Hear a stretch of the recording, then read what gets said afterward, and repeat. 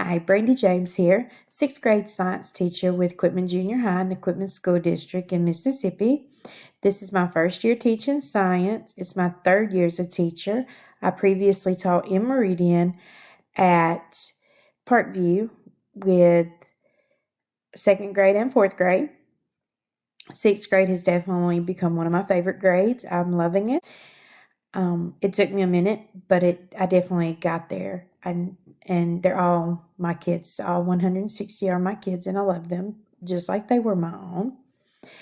That is why I become a teacher, to touch the hearts and lives of students, and I feel like I do. You don't get to each one every day, but you do reach one, and that one is worth it.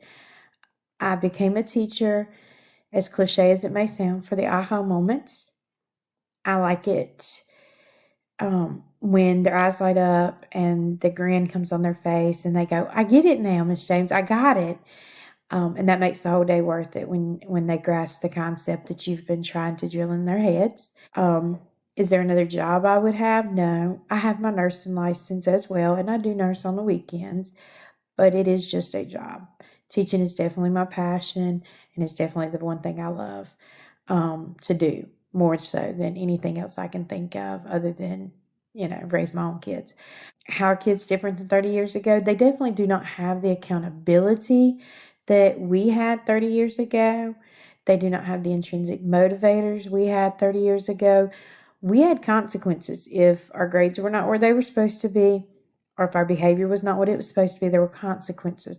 And I believe our parents and family was more involved in our education back then, and I think that made a big difference. And kids today just do not have that accountability, and sadly they do not have that home support for their education.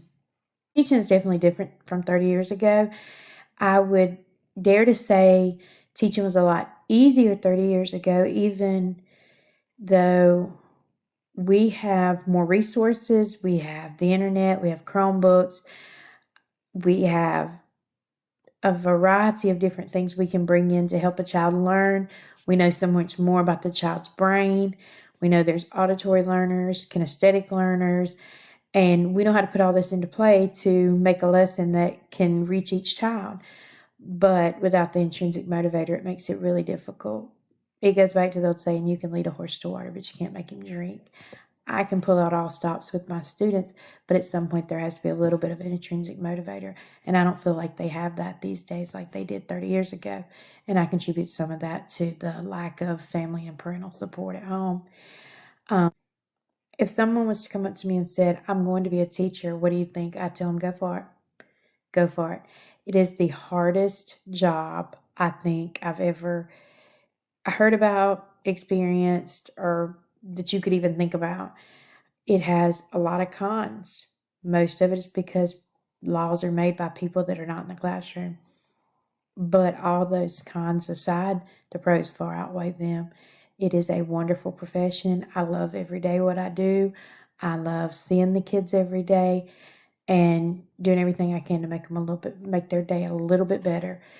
So I tell them to go for it. Don't go in for the money, obviously, because there is no money in it, but go in for the kids and they won't regret it.